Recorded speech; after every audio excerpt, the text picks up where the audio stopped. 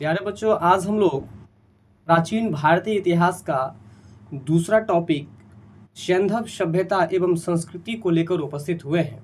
इससे पहले हम आपको कुछ बेसिक बात बता दें।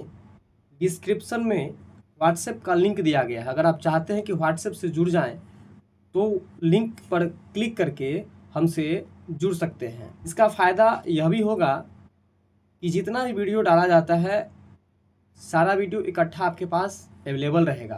तो इसलिए हम कहेंगे कि आप व्हाट्सएप से जुड़ ही जाइए। साथ ही वीडियो पसंद आए तो लाइक करके सब्सक्राइब भी जरूर कर लीजिएगा।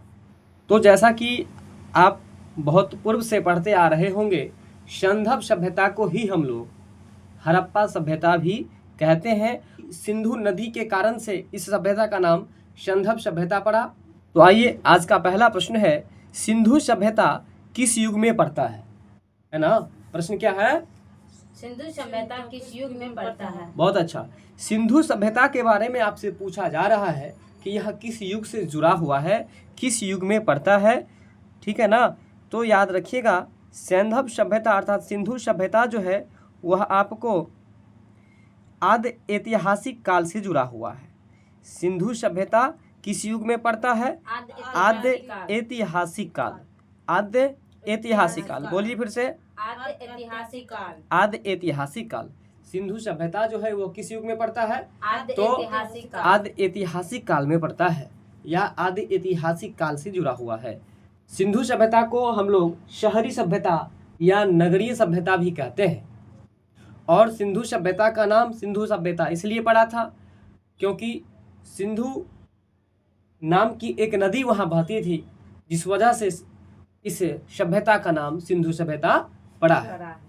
ठीक है, तो देखिए सिंधु सभ्यता जो है वह किस युग में पड़ता है? तो याद रखिएगा, आदि ऐतिहासिक युग में पड़ता है। इसको कैसे याद रखेंगे, अब जरा यह भी समझ लीजिए। अब देखिए, सिंधु सभ्यता के बारे में हम आपको पहले बता दिए कि सिंधु सभ्यता का नाम सिंधु इसलिए पड़ा क्योंकि वहां सिंधु नामक नदी बहती थी।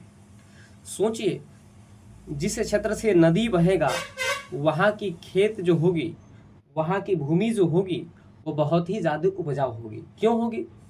क्योंकि उस नदी में बाहर से आए हुए जितने भी पूरे कचरे है ना, मलमूत्र होते हैं, वो सब वहाँ पर उस होकर के गुजरते हैं, अर्थात उस भूमि को है ना उर्वरा बनाते हुए है ना आगे बढ़ते हैं। तो जाहिर सी बात है कि वहाँ की भूमि अधिक उपजाऊ होगी। तो कृषि करने के क्रम में हम लोग के मन में आएगा कि देखिए सिंधु नदी हम लोगों के फसल को बर्बाद करके चली जाती है। क्यों ना एक ऐसा फसल के बारे में हम सोचें जिसमें ज़्यादा लागत भी ना लगे और ज़्यादा मेहनत भी ना लगे। तो इसी वजह से समझ लीजिए कि सिंधु सभ्यता के लोग सोचे कि चलो इसमें ना आदि लगा देते हैं। आदि हल्दी जो होता है, आदि लगा देते हैं। क्या लगा देते हैं? आदि, जिसको अदरक हम लोग कहते हैं। तो अदरक नहीं याद रख करके यहाँ पर आदि याद रखेंगे, ठीक है ना? और आदि याद रखेंगे तो समझ में आ जाएगा, आदि से आदि ऐतिहासिक, है ना? आदि से आदि ऐतिहासिक, अर्थात एक बार फिर से समझ लीजिए राउंड फिगर में कि सिंधु नदी बहती थी जिसके कारण से वहाँ की भूमि उपजाऊ होती थी। इसलिए सिंधु सभ्यता के लोग सोचे क्यों ना हम यहाँ पर आदि का खेती करते हैं, और आदि से याद हो जाएगा आदि ऐतिहासिक। तो बताइए कि सिंधु सभ्यता किस सभ्यता से जुड़ा हुआ था? आदि ऐतिहासिक सभ्यता। सिंधु सभ्यता आदि ऐतिहासिक काल से जुड़ा हुआ था। अब हम लोग इस प्रश्न से जुड़े हुए कुछ और भी महत्वपूर्ण तथ्यों को पढ़ेंगे। ऐतिहासिक काल का निर्धारण पठनीय लेखन कला के ज्ञान के आधार पर किया जाता है। लेखन कला के ज्ञान से पहले का कालखंड प्रागैतिहासिक कालखंड होता था। लेखन कला के ज्ञान से पहले का कालखंड प्रागैतिहासिक कालखंड होता है। देखिए, कहने का मतलब ये है, यह लाइन बता रहा है कि ऐतिहासिक काल का जो नाम रखा जाता है वह लेखन के आधार पर, है ना? किसके आधार पर? लेखन के तो आधार पर। पठनीय लेखन कला के ज्ञान के आधार पर ऐतिहासिक काल का निर्धारण किया जाता है ना? तो लेखन कला के ज्ञान से पहले मतलब जब लेखन कला का ज्ञान नहीं था, अक्षरों का बोध नहीं था, उससे पहले का जो कालखंड कहलाया वो आपको प्रागैतिहासिक काल कहलाया। क्या कहलाया? प्रागैतिहासिक काल। है ना। फिर से समझने का प्रयास कीजिए। लेखन का जब ज्ञान लोगों को नहीं था, लिखने और पढ़ने का ज्ञान नहीं था, तो उस समय को प्रागैतिहासिक काल कहा गया। जब लेखन का ज्ञान हुआ, लेखन का ज्ञान हुआ, तब के समय को आदि ऐतिहासिक कहा गया। क्या कहा गया? आदि ऐतिहासिक कहा गया। अर्थात स्पष्ट है कि सिंधु सभ्यता में लोगों को लेखन का ज्ञान हो गया था। और यहाँ यह भी याद रखिएगा कि सिंधु सभ्यता में जो भी लिपि लिखी गई वो भाव चित्रात्मक थी, जिसके कारण से हम लोग देख तो रहे थे कि कुछ लिखा हुआ है, लेकिन पढ़ नहीं पा रहे थे। और अभी तक सिंधु सभ्यता की लिपि को पढ़ा नहीं जा सका है, यह भी याद रखिएगा। तो एक बार फटाफट से बताइए कि सिंधु सभ्यता की लिपि कौन सी लिपि थी? भाव चित्रात्मक। क्या उसे अभी तक पढ़ा जा सका है? नहीं पढ़ा जा सका है। अच्छा, जब लेखन का ज्ञान हो गया, जब लेखन का ज्ञान हो गया तो इतिहास का जो कालखंड निर्धारण किया गया वह कौन सा कालखंड कहलाया? तो आदि ऐतिहासिक काल। और जब लेखन का ज्ञान नहीं हुआ था तो उस समय को प्रागैतिहासिक काल कहा गया। यहाँ तक याद रखिएगा। चलते हैं अब हम लोग अगले पॉइंट पर। भारतीय इतिहास में लगभग 2300 BC से 600 BC का कालखंड। अब ये जो हम लाइन अभी पढ़ रहे हैं वो बेहद महत्वपूर्ण है, तो इसको ध्यान रखना है। 2300 BC से 600 BC। BC मतलब क्या होता है? Before the birth of Jesus Christ, यानी कि ईसा मसीह के जन्म से पहले का जो तिथि था उसको ही कहा गया ईसा पूर्व। ठीक है, ईसा मसीह के जन्म से पहले का जो तिथि था उसको ही कहा गया ईसा पूर्व। और ईसा पूर्व को ही शॉर्ट में हम लोग BC कहते हैं। ठीक है, तो 2300 BC से 600 BC का कालखंड आदि ऐतिहासिक काल माना गया।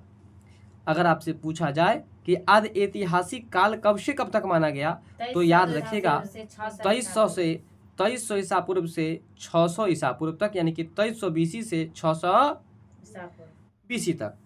सैंधव सभ्यता आदि ऐतिहासिक काल की सभ्यता है। ये बात तो अभी हम लोग पढ़ ही चुके हैं क्वेश्चन में, क्योंकि यहाँ पर लेखन कला का ज्ञान तो है परंतु अभी तक इसे पढ़ा नहीं जा सका है। और यह बात आपको पहले ही क्लियर कर दिए है ना। सिंधु सभ्यता में लिखने की जानकारी तो जरूर थी, लेकिन उस लिपि में क्या लिखा हुआ था इसको अभी तक नहीं पढ़ा जा चुका है। और पहले वाले लाइन में हम लोग पढ़े थे कि जब लेखन कला का ज्ञान नहीं हुआ था, है ना, लेखन कला का ज्ञान नहीं हुआ था, उस समय के ऐतिहासिक काल को प्रागैतिहासिक काल कहा गया। और जब लेखन कला का ज्ञान हो गया तो प्रागैतिक को भूल जाइए और उसमें एक जोड़ दीजिए। तो क्या जुड़ेगा? आदि, यानी कि आदि ऐतिहासिक काल। जब लिखना आ गया तो एगो पीछे में जाकर के लोग वर्ड लगा दिया आदि।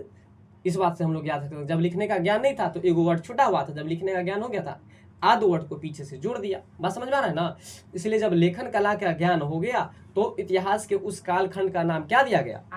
आदि ऐतिहासिक काल। जब लेखन कला का ज्ञान नहीं था तो इतिहास के उस काल को क्या नाम दिया गया? प्रागैतिहासिक काल।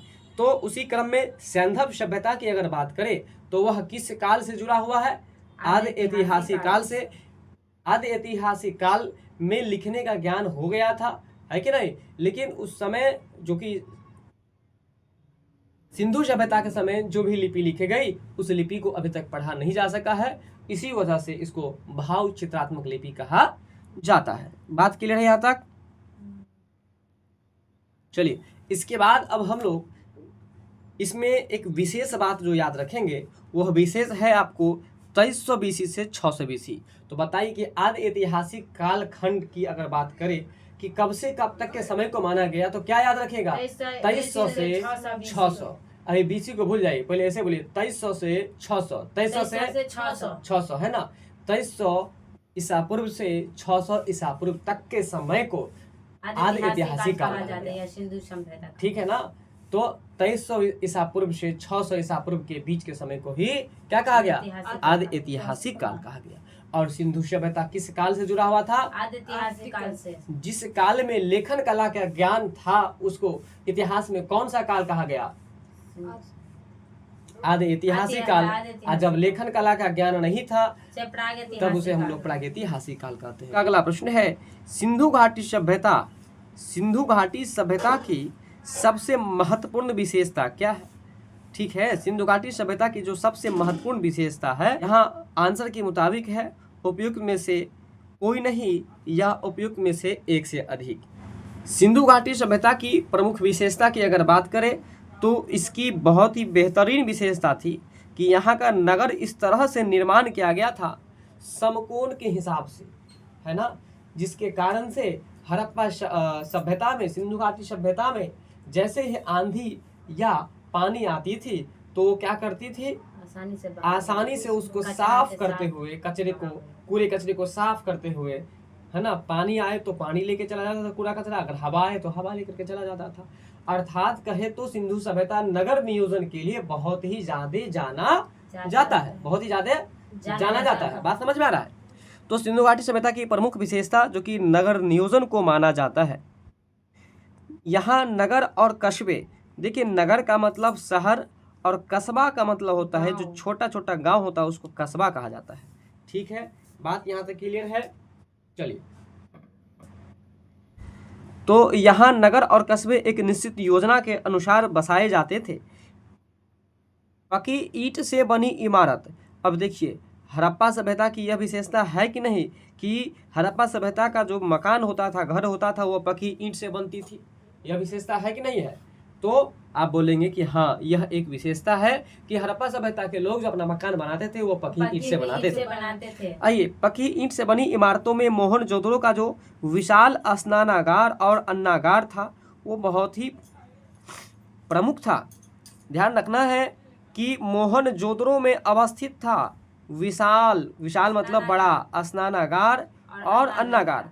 स्नानागार और अन्नागार को लेकर के मोहनजोदड़ो विशेष रूप से जाने जाते हैं और यह पक्की ईंटों से बनाई गई थी।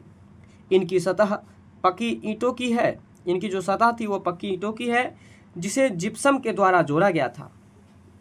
जिप्सम एक पदार्थ है, बात समझ में आ रहा है ना, और उसी के द्वारा जो है जोड़ा गया था, उसी के द्वारा इमारत को जोड़ा गया था और पक्की ईंटों के द्वारा जो है अन्नागार और स्नानागार का जो सतह था ना, है ना, जोड़ा गया था, उसको बनाया गया था। पक्की ईंटों से निर्मित इमारतें, सुनियोजित वास्तुकला, उन्नत व्यापार, वाणिज्य इस सभ्यता की प्रमुख विशेषता है। तो विशेषता में क्या क्या देखें, पक्की ईंट से निर्मित इमारतें, सुनियोजित वास्तुकला, वास्तुकला भी जो है सो उस समय का बहुत अच्छा था, व्यापार भी जो है सो अधिक प्रोग्रेस देखा गया। इस सभ्यता की ये सब प्रमुख विशेषताएं थी। तो क्या क्या विशेषताएं थी तो बोलिएगा, पक्की ईंटों से निर्मित इमारतें, पक्की ईंटों से निर्मित इमारतें, सुनियोजित वास्तुकला, सुनियोजित वास्तुकला, उन्नत व्यापार, उन्नत व्यापार और वाणिज्य। बात समझ में आ रहा है? तो इस सभ्यता की ये सब प्रमुख विशेषताएं थी। ठीक इसी तरह से ध्यातव्य है कि मेसोपोटामिया एवं मिस्र, क्या क्या, मेसोपोटामिया एवं मिस्र आदि प्राचीन सभ्यताओं की भांति हड़प्पा सभ्यता में पूजा स्थलों के स्पष्ट साक्ष्य नहीं मिलते हैं।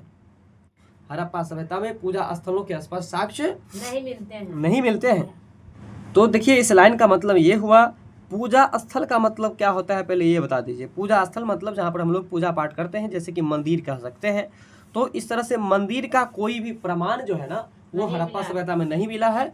तो ये आपके लिए एक विशेष महत्वपूर्ण है, क्योंकि बच्चे यहाँ पर गलती कर सकते हैं, क्योंकि बच्चे को पता है कि हड़प्पा सभ्यता में जो है प्रकृति की पूजा की जाती थी, पीपल के वृक्ष की पूजा की जाती थी, कुबर वाले सांड की पूजा की जाती थी। मन में ये बच्चे को जरूर होगा कि इसका मतलब हड़प्पा सभ्यता में मंदिर भी जरूर मिलेगा, लेकिन ध्यान रखना है कि हड़प्पा सभ्यता में मिस्र और मेसोपोटामिया की सभ्यता की जैसे पूजा स्थल का कोई भी जानकारी नहीं मिली, ज्ञात नहीं हुआ है। मिस्र में भी नहीं था ना, मिस्र में भी नहीं था और मेसोपोटामिया में भी नहीं था। ठीक उसी के भांति जो है हड़प्पा सभ्यता में पूजा स्थल की कोई भी जानकारी अभी तक नहीं मिले हैं। याद रखना है, इसलिए यहाँ पर हम BBI लगा दिया। तो एक बार आइए प्रश्न पर फिर से चलते हैं। हड़प्पा सभ्यता की प्रमुख विशेषता में विशेषता अगर बात करें तो सबसे पहला नगर नियोजन याद रखना है। इसके अलावा यहाँ की इमारतें पक्की ईंट की बनाई जाती थी।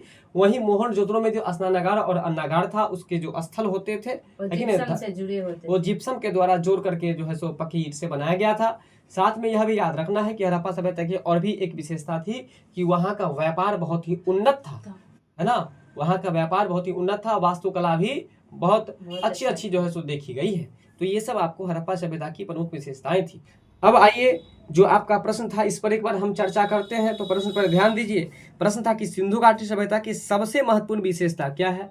तो देखिए सबसे पहले तो प्रश्न में कह रहा है सबसे महत्वपूर्ण से स्पष्ट है केवल एक ही विशेषता आएगा, क्योंकि महत्वपूर्ण विशेषता रहता तो उसमें एक से अधिक हो सकता था, लेकिन यहाँ कह रहा है सबसे महत्वपूर्ण। तो सबसे महत्वपूर्ण अगर देखा गया तो सुनियोजित नगर निर्माण योजना जो था ना वो देखा गया, लेकिन वो ऑप्शन में तो है ही नहीं। तो इस वजह से जो है सो इसका आंसर दिया गया उपयुक्त में से कोई नहीं या उपयुक्त में से एक से अधिक। तो देखिए यहाँ पर उपयुक्त में से कोई नहीं, तो सही बात है कि इसमें से नगर नियोजन का जो चर्चा किया गया है इसमें तो है ही नहीं, तो उपयुक्त में से कोई नहीं होगा ही। इसके अलावा इसमें एक से अधिक आंसर भी है, इसलिए इसका आंसर यह भी हो सकता है कि उपयुक्त में से एक से अधिक। आइए कैसे हम बताते हैं। तो देखिए ए में है पक्की ईंटों से बनी इमारत। क्या यह सिंधु सभ्यता की विशेषता थी? पक्की ईंटों से इमारत बनी हुई थी। पूजा स्थल वहां से मिली है? तो नहीं मिली, तो यह उसकी विशेषता नहीं थी, तो इसलिए आंसर कट जाता। कला और वास्तुकला का विकास हुआ था कि नहीं हुआ था? हुआ था। तो इसलिए याद रखना है कि कला और वास्तुकला जो था यह भी हड़प्पा सभ्यता की एक विशेषता थी। अगला प्रश्न है किस शहर को मिनी हड़प्पा कहा गया। अब सबसे पहले समझिए मिनी का मतलब क्या होता है। मिनी मतलब होता है छोटा। मिनी मतलब क्या होता है? छोटा। हाँ, छोटा होता है। तो किस शहर को छोटा हड़प्पा के नाम से जाना जाता है, यानी कि मिनी हड़प्पा के नाम से जाना जाता है। तो देखिए मिनी हड़प्पा के नाम से लोथल को जाना जाता है। किसको जाना जाता है? लोथल को। लोथल, याद रखिएगा लोथल जो है यह भी एक ऐतिहासिक पुरास्थल है। और यह किस नदी पर है? तो याद रखिएगा यह भोगवा नदी पर है। यह कहाँ पर है, किस स्थल पर है? तो याद रखिएगा गुजरात में है। कहाँ पर है? गुजरात में। चलिए तो मिनी हड़प्पा के नाम से किसको जाना जाता है? लोथल को। मिनी हड़प्पा यानी कि छोटी हड़प्पा के नाम से किसको जाना जाता है? लोथल को जाना जाता है। बात समझ में आ रहा है ना? चलिए अब देखिए को बात बताते हैं। लोथ आदमी सब जो होगा तो हमेशा एक जगह बैठ के रहेगा, खड़ा तो रह नहीं सकता क्योंकि लोथ है। बात समझ में आ रहा है? तो जब बैठ करके रहेगा तो लोगों को वह मिनी ही दिखाई पड़ेगा ना। मिनी मतलब छोटा ही दिखाई पड़ेगा ना। इसी बात से याद रख सकते हैं कि मिनी हड़प्पा किसको कहा गया है? लोथल को। अगर मान के चलिए उस व्यक्ति को मेला में लेके चला जाए नहीं तो वो तो हराइए ना जाएगा। हरा क्यों जाएगा? क्योंकि वो मिनी था। हरा क्यों जाएगा? मिनी था। तो इसलिए देखिए हरा जाएगा मतलब हड़प्पा और मिनी मतलब छोटा, इसलिए मिनी हड़प्पा के नाम से किसको जाना जाएगा? लोथ हरा जाएगा ना, इसलिए लोथल। मिनी हड़प्पा के नाम से किसको आता है? लोथल को। इसके बाद है लोथल प्राचीन हड़प्पा या सिंधु सभ्यता के सबसे दक्षिणी शहरों में से एक है।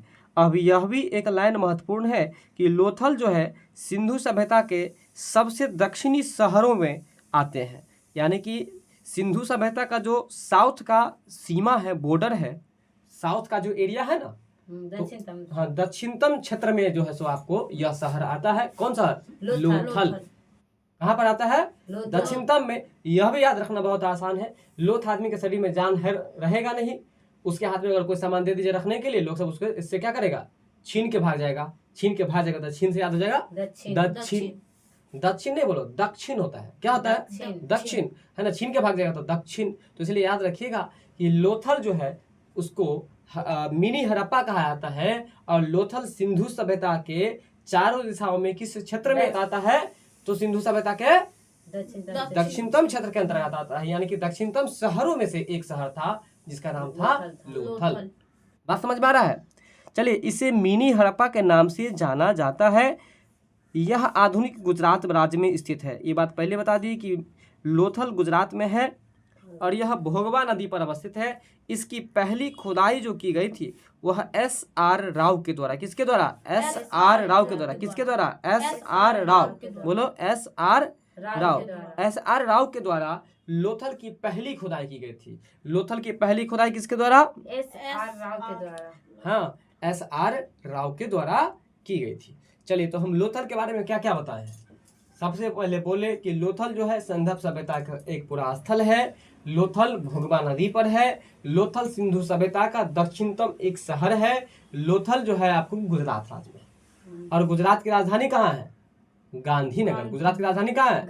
गांधीनगर। गुजरात की राजधानी गांधीनगर। और दूसरा जो सबसे महत्वपूर्ण बात हम लोग प्रश्न के माध्यम से पढ़े थे कि लोथल को मिनी हड़प्पा के नाम से जाना जाता है। बताइए कि लोथल के बारे में हम क्या क्या बताएं। चलिए इसके बाद जो आपका अगला प्रश्न है कौन सा एक हड़प्पा का बंदरगाह है।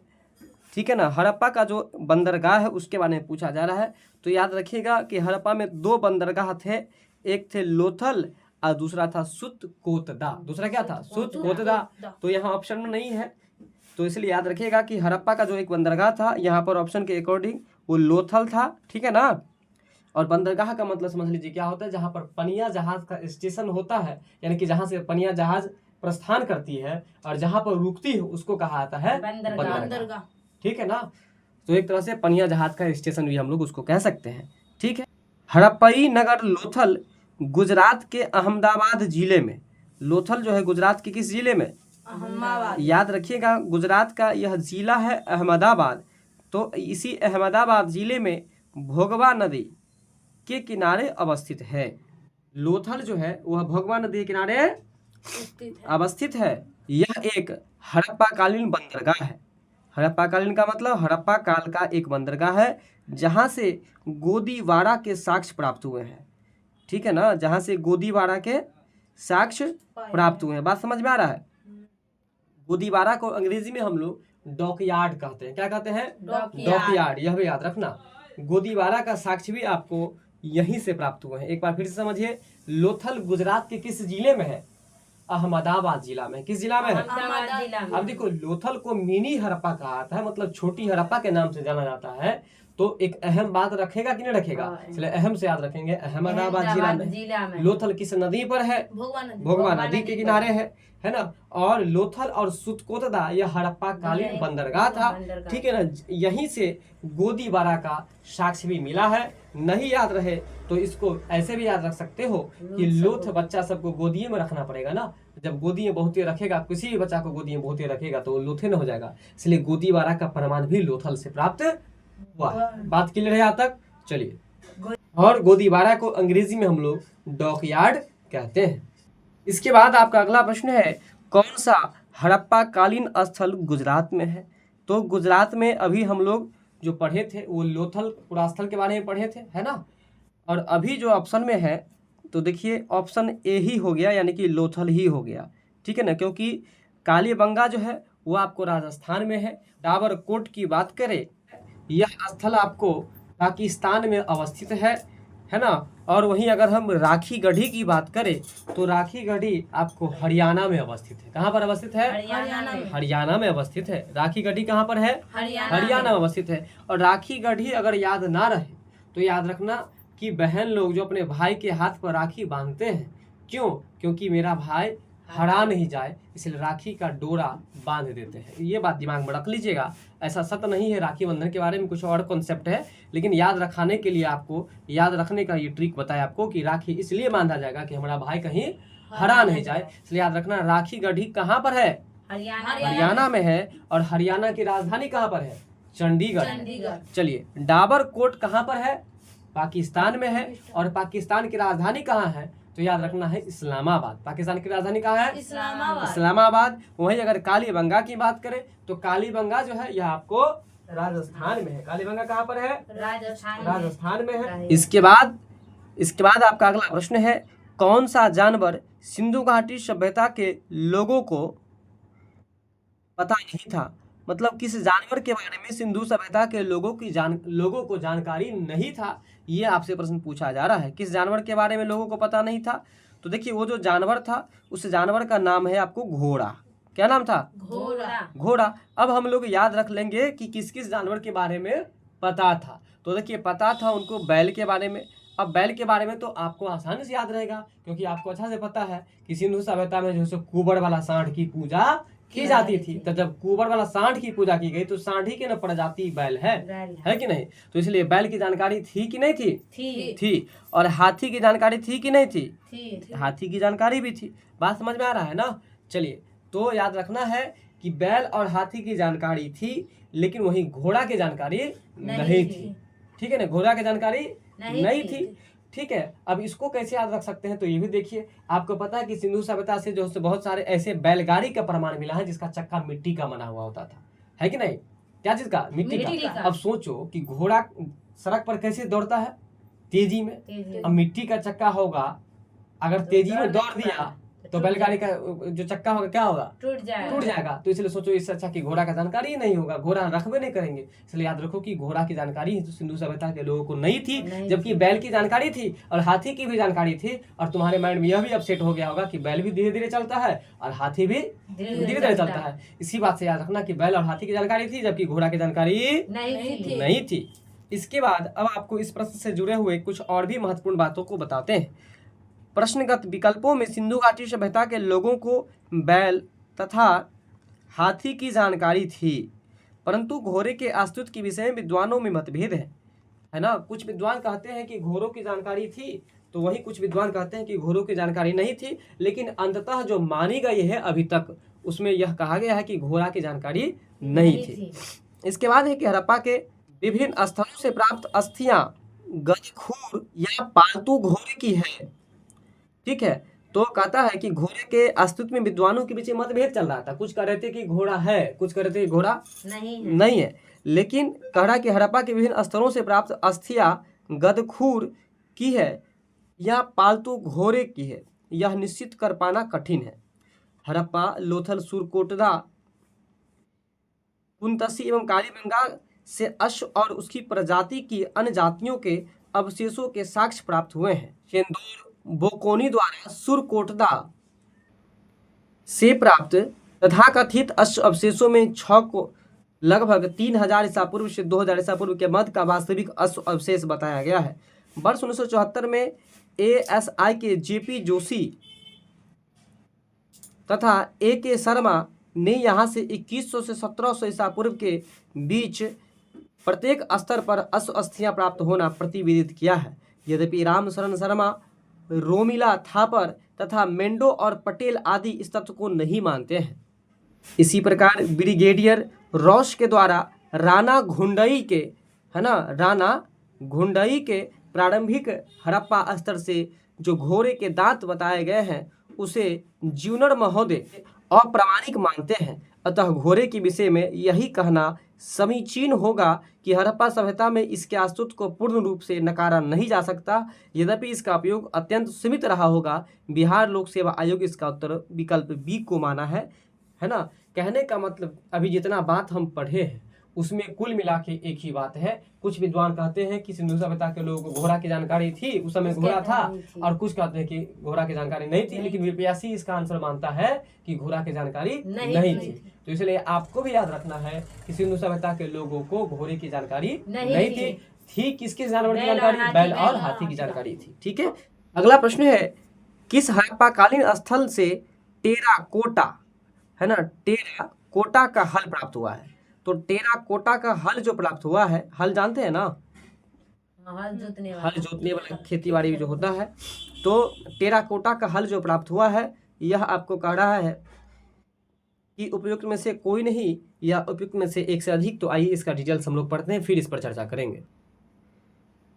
प्रश्नगत विकल्पों में वनावली और कालीबंगा नामक सिंधु घाटी स्थल से हल की खोज से संबंधित टेराकोटा की प्रतिकृति प्राप्त हुई है। तो याद रखना कि हल का प्रमाण कहाँ से मिला है? एक वनावली से और दूसरा याद रखना कालीबंगा से। कहाँ से? वनावली से और दूसरा कालीबंगा से। कहाँ से? बनावली और कालीबंगा से। बनावली और कालीबंगा से हल के साक्ष्य मिले हैं। ठीक है, ASI का फुल फॉर्म हो गया आर्कियोलॉजिकल सर्वे ऑफ इंडिया। याद रखना। चलो आगे पढ़ते हैं। कालीबंगा नामक स्थल के आरंभिक चरण से जुते हुए खेत के साथ साथ टेराकोटा हल की प्राप्ति हुई है। इसके अलावा हरियाणा के फतेहाबाद जिले में अवस्थित बनावली नामक पूरा स्थल से भी टेराकोटा हल प्राप्त हुआ है। तो याद रखना है कि टेराकोटा हल के बारे में पूछा जा रहा था कि टेराकोटा का हल कहाँ से प्राप्त हुआ है। तो टेराकोटा हल जो है एक आपको बनावली से प्राप्त हुआ है ना, और दूसरा जो प्राप्त हुआ है यह आपको हरियाणा के फतेहाबाद से। कहाँ से? हरियाणा के फतेहाबाद से। हाँ, हरियाणा के फतेहाबाद से। अंततः याद रखिएगा कि टेराकोटा हल का प्रमाण जो मिला है वो कहाँ से मिला है। तो सबसे पहले याद रखिएगा आप वनावली से। कहाँ से? वनावली से। देखो वनावली कैसे याद रहेगा? हल का प्रयोग कहाँ पर करेंगे? वने में करेंगे। आज जो हल बैल जोतता है एकदम बजरंगबली के जैसे ताकतवर हो जाता है ना। इसलिए याद रखना, पहला हम याद रखेंगे वनावली, दूसरा याद रखेंगे कालीबंगा। ये भी याद रखना आसान है क्योंकि हल चलाने वाला व्यक्ति काला हो ही जाएगा, इसलिए कालीबंगा। और तीसरा याद रखना है आप लोगों को हरियाणा का फतेहाबाद, हरियाणा का फतेहाबाद। और हरियाणा में तो खेती बाड़ी बहुत ज्यादा अभी भी हो रहा है कि नहीं हो रहा है, तो इसलिए याद रखिएगा 3 जगह का नाम याद रखना है कि हल का साक्ष्य कहाँ कहाँ से मिला था। वनावली से मिला था, कालीबंगा से मिला था और हरियाणा का फतेहाबाद, हरियाणा का फतेहाबाद से, हरियाणा का फतेहाबाद से हल का प्रमाण मिला है। ठीक है, अगर पूछे कि फतेहाबाद जिला जो है वह किस राज्य में है, तो याद रखना है कि हरियाणा राज्य में है। फतेहाबाद जिला किस राज्य में है? हरियाणा राज्य में है। और हरियाणा की राजधानी कहाँ है? चंडीगढ़। हरियाणा की राजधानी कहाँ है? चंडीगढ़। अच्छा, वनावली पूरा स्थल कहाँ पर है? तो वनावली स्थल जो है यह हरियाणा में है। कालीबंगा स्थल राजस्थान में है, कालीबंगा स्थल राजस्थान में है। ठीक है यहाँ तक। अब चलिए प्रश्न पर चलते हैं। तो आपके प्रश्न में क्या कह रहा था कि हड़प्पाकालीन स्थल से टेराकोटा का हल प्राप्त हुआ है। तो अब तो आप आसानी से कह सकते हैं ना, टेराकोटा हल के बारे में हम 3 जगह का नाम बताएं। कहाँ कहाँ बताएं? कालीबंगा, वनावली, हाँ, और तीसरा बताएं हरियाणा का फतेहाबाद। तो देखिए धौलावीरा ऑप्शन होगा? नहीं होगा। वनावली होगा कि नहीं होगा? होगा। कालीबंगा होगा कि नहीं होगा? होगा। तो देखिए उपयुक्त में से एक से अधिक आंसर हो गया। और एक और रहता तो एक और होता, कौन सा होता? हरियाणा का फतेहाबाद। बात समझ गए? अब जो आपका अगला प्रश्न है, किस हड़प्पन नगर में जूते हुए खेत के निशान मिले हैं? अब देखिए जूते हुए खेत का प्रमाण कहाँ से मिला है, तो ध्यान रखिएगा जूते हुए खेत का प्रमाण अगर पूछा जाए तो कालीबंगा से मिला है। कहाँ से मिला है? कालीबंगा से मिला है। यहाँ पर अब तीनों बात आपके माइंड में आ सकता था, कालीबंगा, फतेहाबाद और वनावली। लेकिन याद रखना है कि खेत जोतने वाला इंसान जो होगा ना वो काला पड़ जाएगा। इसलिए याद रखना कि जूते हुए खेत की अगर प्रमाण की बात करें तो ही वहां पर कालीबंगा। जूते हुए खेत की अगर बात करें, क्या चीज? जूते हुए खेत, है ना। जूते हुए खेत का प्रमाण कहाँ से मिला? तो कालीबंगा से। जूते हुए खेत का प्रमाण कहाँ से मिला? कालीबंगा से मिला। इसके बाद है हरियाणा के फतेहाबाद जिले में स्थित वनावली से पकी मिट्टी की बनी हुई हल की प्रतिकृति मिली। अब बताइए, पहले हल भी जो बनाया गया था वो पकी हुई मिट्टी से, मतलब मिट्टी के द्वारा, है ना, हल की प्रतिकृति मिली है। खंभात की खाड़ी के निकट स्थल लोथल से गोदीबारा के साक्ष्य मिले हैं। ये बात तो पहले पढ़ लिए हम लोग। गोदीबारा का प्रमाण कहाँ से मिला था? लोथल से। नहीं पढ़े थे? राजस्थान के हनुमानगढ़ जिले में घग्गर नदी के किनारे स्थित कालीबंगा से जुते हुए खेत का प्रमाण मिला है। ठीक है, तो राजस्थान का एक जिला है हनुमानगढ़ जिला, और उसी हनुमानगढ़ जिला में घग्गर नदी के किनारे कालीबंगा या कालीबंगन से जुते हुए खेत का प्रमाण मिला है। गुजरात के धौलावीरा से हड़प्पा लिपि के बड़े आकार के 10 चिन्हों वाला शिलापट मिला है। याद रखना कि गुजरात के धौलावीरा से हड़प्पा लिपि के बड़े आकार, मतलब हड़प्पा जो लिपि लिखी गई थी ना वो बड़े बड़े आकार में 10 चिन्हों वाला एक शिलापट मिला है। ठीक, यानी कि हरियाणा के फतेहाबाद जिले से क्या मिली थी? तो हल मिली थी। वो हल क्या चीज की बनी हुई थी? मिट्टी को पका करके बनाया गया था। खंभात की खाड़ी जो कि भोगवा नदी के किनारे है, यह भी याद रखना कि खंभात की खाड़ी कहाँ पर है? भोगवा नदी के किनारे। देखो खंभात में लगा हुआ है भात, और भात से याद हो जाएगा बहुत से भात, बहुत से भोगवा, तो इसलिए याद रखना कि खंभात की खाड़ी किस नदी पर? भोगवा नदी पर। चलो, लोथल से गोदीबारा के साक्ष्य मिले हैं। लोथल से क्या चीज का साक्ष्य मिला है? गोदीबारा का, यानी कि डॉकयार्ड का।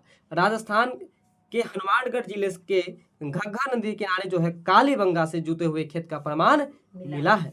वहीं पर गुजरात के धौलावीरा से हड़प्पा लिपि के बड़े आकार के 10 चिन्हों वाला शिलापट मिला। अगर आपसे पूछा जाए कि 10 चिन्हों वाला बड़ा शिलापट जो है कहाँ पर मिला है, तो याद रखना गुजरात के धौलावीरा से। कहाँ से? गुजरात के धौलावीरा से। मतलब समझो कि 10 चिन्ह वाला जो शिलापट था वो धूल में लिपटा हुआ था और वहीं से मिला। जब लोग वहां से गुजरा तो उसके पैर में लगा, सोचो ऐसा। और जब देखा कि क्या है तो देखा कि ये तो 10 चिन्हों वाला एक शिलापट है। आपका अगला प्रश्न है, किस हड़प्पा स्थल पर हमें जूते हुए खेत के साक्ष्य मिले हैं? अब देखो फिर से आ गया जूते हुए खेत के साक्ष्य। तो जैसे जूते हुए खेत की बात करें तो हम लोग डायरेक्ट कालीबंगा पर चले जाएंगे। तो देखिए कालीबंगा आंसर में नहीं है, कालीबंगन है, तो बात बराबर है। है ना, कोई डिफरेंट नहीं है इस दोनों में, दोनों वर्ड सेम है। कालीबंगा कहे चाहे कालीबंगन कहे, बात एक ही है। तो जुते हुए खेत का प्रमाण कालीबंगा से मिला है। और यह भी याद रखना है कि यह कालीबंगान जो है ना वो किस राज्य में है, तो राजस्थान के हनुमानगढ़ जिले में है। राजस्थान राज्य के हनुमानगढ़ जिले में है। चलिए अगला प्रश्न है, कौन हड़प्पा और मोहनजोदड़ो के उत्खनन से संबंधित नहीं है? हड़प्पा और मोहनजोदड़ो के उत्खनन से संबंधित नहीं थे। तो कौन नहीं थे? तो याद रखिएगा, V.A. स्मिथ जो थे वह हड़प्पा और मोहनजोदड़ो के उत्खनन से संबंधित नहीं थे, जबकि R.D. बनर्जी थे, K.N. दीक्षित थे और M.S. वत्स थे। कौन कौन थे इसको याद रखना बहुत जरूरी है। तो बोलेंगे R.D. Banerjee, K.N. Dixit, M.S. वत्स। क्या क्या नाम था? R.D. बनर्जी। यानी R.D. बनर्जी मतलब क्या हुआ? राखल है ना, रखाल नहीं, रखाल दास बनर्जी। R.D. बनर्जी मतलब रखाल दास बनर्जी। दूसरा जो थे उनका नाम था K.N. दीक्षित। दूसरा क्या थे? K.N. दीक्षित। और तीसरा जो थे M.S. वत्स। तीसरा कौन थे? M.S. वत्स। ये तीन व्यक्ति जो थे वह हड़प्पा और मोहनजोदड़ो के उत्खनन से संबंधित थे, जबकि V.A. स्मिथ जो थे वह हड़प्पा और मोहनजोदड़ो के उत्खनन से संबंधित नहीं थे। तो बताइए एक बार कि हड़प्पा और मोहनजोदड़ो के उत्खनन से कौन कौन संबंधित थे? सबसे पहले रखाल दास बनर्जी, यानी कि जिसको R.D. बनर्जी शॉर्ट में हम लोग कहे। दूसरा जो थे आपको K.N. दीक्षित, K.N. दीक्षित, पूरा नाम बोलो। K.N. दीक्षित। और तीसरा जो थे M.S. वत्स, बोलो M.S. वत्स। ये तीनों व्यक्ति हड़प्पा और मोहनजोदड़ो के उत्खनन से संबंधित थे, जबकि V.A. स्मिथ जो थे वह संबंधित नहीं थे। वर्ष 1921 में दयाराम साहनी ने, कौन? दयाराम साहनी नहीं बोलना, दयाराम साहनी ने हड़प्पा का वृहद स्तर पर उत्खनन कार्य प्रारंभ किया। अब देखो, दयाराम साहनी जो था वह हड़प्पा का उत्खनन किया। कब शुरू किया? 1921 ईस्वी में। तो याद रखना कि हड़प्पा की खोज कब हुई है? 1921 ईस्वी में। किसने किया है? तो दयाराम साहनी के द्वारा। वर्ष 1926 से 1927 से वर्ष 1933 से 34 के बीच माधो स्वरूप वत्स, है ना, माधो स्वरूप वत्स, वही M.S. वत्स जो था ना उसी का फुल फॉर्म है ये। M.S. यानी कि M से हो गया माधो, S से हो गया स्वरूप, माधो स्वरूप वत्स। ठीक है, M.S. वत्स का पूरा नाम माधो स्वरूप वत्स। तो माधो स्वरूप वत्स हड़प्पा के उत्खनन कार्य से संबंधित रहे। मोहनजोदड़ो की खोज सर्वप्रथम 1922 ईस्वी में। याद रखना, पहले हड़प्पा की खोज हुई है, उसके बाद मोहनजोदड़ो की खोज हुई है। और मोहनजोदड़ो की खोज जो है 1922 ईस्वी में हुई है। किसने किया? तो राखाल दास, है ना, राखाल दास बनर्जी ने किया, यानी कि R.D. बनर्जी ने किया। इसके पुरातात्विक महत्व की ओर ध्यान आकर्षित किया। इनके अतिरिक्त कुछ अन्य विद्वान जैसे कि K.N. Dikshit, Ernest Mackay, Aurel Stein, A.N. Ghosh, J.P. Joshi आदि ने इस सभ्यता की खोज में महत्वपूर्ण योगदान दिया। अतः स्पष्ट है कि V.A. स्मिथ का कहीं भी नाम मिला है? नहीं मिला है। V.A. स्मिथ हड़प्पा सभ्यता की खोज से संबंधित नहीं रहे, बल्कि इंडोलॉजिस्ट एवं इतिहासकार के रूप में प्रसिद्ध थे। तो यहाँ पर हम 2-4 प्रश्न सीखे हैं। सबसे पहले सीखे कि सबसे पहले हड़प्पा की खोज हुई है और कब हुई है? 1921 में। 21 से शुरू करना, याद रखना कभी भी 21 से। वैसे भी हम लोग कोई भी काम प्रारंभ करते हैं तो 21 रुपया दे करके ना, दक्षिणा। तो इसलिए 1921 में हड़प्पा की खोज हुई है। किसने किया है? तो दयाराम साहनी के द्वारा। उसके बाद 1922 ईस्वी में मोहनजोदड़ो की खोज हुई है। किसके द्वारा? तो राखाल दास अब क्लियर हुआ, राखाल दास बनर्जी के द्वारा, यानी कि R.D. बनर्जी के द्वारा। इसके बाद तीसरा याद रखना कि 1926 से 27 से वर्ष 1933 से 34 के बीच माधो स्वरूप वत्स, जिसको शॉर्ट में क्या कहते हैं M.S. वत्स, हड़प्पा के उत्खनन कार्य से संबंधित रहे हैं। मोहनजोदड़ो की खोज सर्वप्रथम 1922 में राखाल दास बनर्जी ने की, है ना, और पुरातात्विक महत्व की ओर ध्यान आकर्षित किया। इसके अलावा जो और विद्वान थे उनका नाम था K.N. Dikshit, Ernest Mackay, Aurel Stein, A.N. Ghosh, J.P. Joshi. ये सब इतिहासकार के रूप में प्रसिद्ध हुए हैं। ठीक है, जबकि B.A. स्मिथ की कोई भी चर्चा नहीं है। अगर चर्चा पूछ दे कि यह किसके रूप में है तो याद रखना है इंडोलॉजिस्ट और इतिहासकार के रूप में प्रसिद्ध हुए हैं।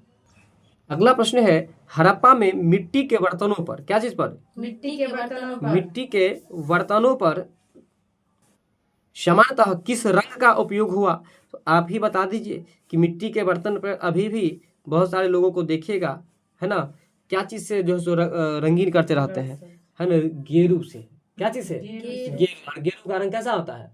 लाल होता है। तो इसलिए याद रखिएगा कि हड़प्पा में मिट्टी के बर्तनों पर किस रंग का उपयोग हुआ था? तो लाल। किस रंग का? लाल रंग का। हड़प्पा निवासी मिट्टी के बर्तनों का व्यापक पैमाने पर निर्माण करते थे। हड़प्पा निवासी जो थे मिट्टी के बर्तनों का व्यापक पैमाने पर निर्माण करते थे। मतलब क्या हुआ? बड़े स्तरों पर, है ना, अधिक मात्रा में। व्यापक पैमाना का मतलब अधिक मात्रा में मिट्टी के बर्तनों का क्या करते थे? निर्माण करते थे। कौन? हड़प्पा निवासी, जिन पर लाल रंग के साक्ष्य प्राप्त होते थे। प्रारंभिक हड़प्पा सभ्यता में पैर से चालित चाक का उपयोग किया जाता था। यानी कि हड़प्पा सभ्यता के लोग जो बर्तन बनाते थे वह पैर से चलाने वाले चाक का प्रयोग करते थे। क्या चीज से चलाने वाले? पैर से चलाने वाले चाक का प्रयोग करते थे। और परिपक्व हड़प्पा के दौर में हाथ से चालित चाकों का प्रयोग किया जाने लगा। मतलब हड़प्पा की शुरुआती की अगर बात करें, हड़प्पा सभ्यता की जब उत्खनन हुई थी उस समय जो बर्तन जो था बनाने वाला चाक वो पैर से चलाया जाता था। लेकिन जैसे जैसे तजुर्बा लोगों के अंदर बढ़ा तब वह हाथ से चलाने वाला चाक बना लिया। वो बात यहाँ पर कह रहा था कि परिपक्व हड़प्पा के दौर में हाथ से चालित चाकों का प्रयोग किया गया। डिजाइन के आधार पर इन बर्तनों को 2 श्रेणी में बांट दिया गया। डिजाइन के आधार पर इसको 2 श्रेणी में बांट दिया गया। एक तो बिना डिजाइन वाले बर्तन और दूसरा चित्रित मृदभांड। यानी कि चित्रित मृदभांड का मतलब जिस बर्तन पर चित्र बना दिया गया उसको कहा गया चित्रित मृदभांड।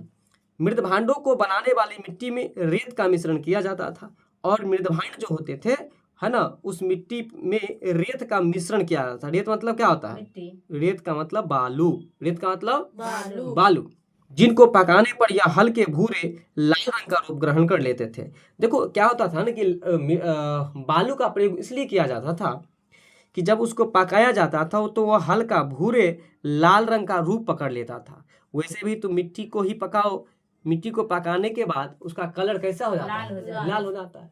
इसी वजह से उसमें रेत का प्रयोग किया जाता था मृदभांड में। क्या चीज में? मृदभांड में, मिट्टी के बने बर्तन में। इन मृदभांडों के ऊपरी हिस्सों में लाल रंग की पुताई भी कर दी जाती थी, है ना, तथा निचले हिस्से में काले रंग से विभिन्न प्रकार की चित्रकारी की जाती थी। अभी भी देखोगे कि घैला सब जो यानी कि घड़ा सब जो रहता है तो उसके अंदर में काला रंग से पोता हुआ रहता है, नीचे में नहीं रहता है, और ऊपर से लाल रंग का। ठीक है, तो इसमें कुछ विशेष बात नहीं था। विशेष में एक ही बात याद रखना है कि हड़प्पा के लोग जो मिट्टी के बर्तन बनाते थे वो उस पर किस कलर का यूज करते थे? लाल कलर का यूज करते थे। दूसरा यह अभी हम लोग पढ़े थे कि हड़प्पा के वासी जो थे वो मिट्टी के बर्तनों का निर्माण बड़े स्तर पर करते थे, यानी कि भारी मात्रा में करते थे। शुरुआत में हड़प्पा के लोग जो है बर्तन बनाने के लिए पैर से चलाने वाले चाक का प्रयोग किया था। बाद में जैसे जैसे तकनीकी बढ़ा वैसे वो हाथ से चलाने वाले चाक का प्रयोग करने लगा। डिजाइन के आधार पर बर्तनों को 2 भागों में वर्गीकृत कर दिया। एक था बिना डिजाइन वाला बर्तन और एक था चित्र से डिजाइन वाला बर्तन, यानी कि चित्र से चित्रित बर्तन। ठीक है, और चित्रित बर्तन जो बनाए जाते थे वह आपको रेत का प्रयोग करके बनाए जाते थे। इसी वजह से रेत की वजह से जब उसको पकाया जाता था आग में तब वो हल्के भूरे लाल रंग का रूप ग्रहण कर लेते थे। ठीक, इसके बाद जो आपका अगला प्रश्न है, IIT खड़गपुर के अध्ययन दल के रिपोर्ट के अनुसार लगातार कितने वर्षों की 9 के बराबर वर्षा का होना सिंधु घाटी सभ्यता के पतन का कारण रहा है? मतलब क्या हुआ? IIT खड़गपुर एक जगह है। IIT खड़गपुर के अध्ययन दल के रिपोर्ट के अनुसार लगातार कितने वर्ष तक वर्षा नहीं हुई जिसके कारण से सिंधु सभ्यता का पतन हो गया, ये बात आपसे पूछा जा रहा है। ठीक है ना, तो सिंधु सभ्यता के पतन में जो प्रमुख कारण रहा है वैसे बाढ़ की चर्चा भी विशेष रूप से की जा रही है, लेकिन यहाँ पर वर्षा नहीं होने का कारण बताया जा रहा है। तो कितने वर्ष तक वर्षा नहीं हुआ, ये सर्च क्या था, अनुसंधान क्या था? कौन? IIT खड़गपुर। और वहाँ के अनुसंधान के मुताबिक कितने वर्ष तक वर्षा नहीं हुई? तो याद रखना है 900 वर्षों तक वर्षा नहीं हुई है। कितने वर्षों तक वर्षा नहीं हुई है? 900 वर्षों तक वर्षा नहीं हुई, और जिसके वजह से जो है सो सिंधु सभ्यता के पतन का एक कारण वर्षा नहीं होने को भी बताया जा रहा है। बात समझ गए ना? ठीक है, तो वर्षा नहीं हुई तो 9 से नहीं हुई तो 9 से 900 वर्ष तक। क्लियर? याद रहेगा। कौन अनुसंधान किया था? IIT खड़गपुर। आइए इस प्रश्न से जुड़े हुए कुछ महत्वपूर्ण बातों को भी जान लेते हैं। वर्ष 2018 में IIT खड़गपुर, देखिए 2018 में अनुसंधान किया था। वर्ष 2018 में IIT खड़गपुर के एक अध्ययन दल के द्वारा जारी रिपोर्ट के अनुसार लगातार 900 वर्षों तक पड़े सूखे के कारण सिंधु सभ्यता का पतन हो जाता है। ध्यातव्य है कि ओरेल स्टीन जैसे विद्वानों ने हड़प्पा सभ्यता के पतन हेतु जलवायु परिवर्तन को प्रमुख कारण माना है ना। हड़प्पा सभ्यता के पतन में अर्थात सिंधु सभ्यता के पतन में बहुत सारे विचार आए हैं, जैसे कि कोई कहते हैं कि रेगिस्तान ही रेगिस्तान नजर आया, वर्षा नहीं हुआ, बाढ़ बहुत ज्यादा आ गई, तो इन सब कारणों से जो है सो हड़प्पा सभ्यता का पतन हुआ, ऐसा इतिहासकार का कहना है। लेकिन सबसे प्रमुख पतन का कारण अगर माना जाए तो बाढ़ को बताया जाता है कि सिंधु नदी उफन गई और उसके उफनने से जो है सो गांव के गांव जो है सो जलमग्न हो गया, जिसके कारण सब जल में विलीन हो गया, कुछ भाग गया, पलायन कर गया वहां से। ठीक है, तो इस तरह से अभी हम लोग सिंधु सभ्यता और संस्कृति को खत्म कर चुके हैं। जितने भी प्रश्न 1992 से 2025 तक पूछे गए थे, अब हम लोग अगले टॉपिक में वैदिक काल को लेकर उपस्थित होंगे। तब तक के लिए बहुत बहुत धन्यवाद। अगर वीडियो पसंद आया हो तो लाइक करके सब्सक्राइब भी जरूर कर लीजिएगा।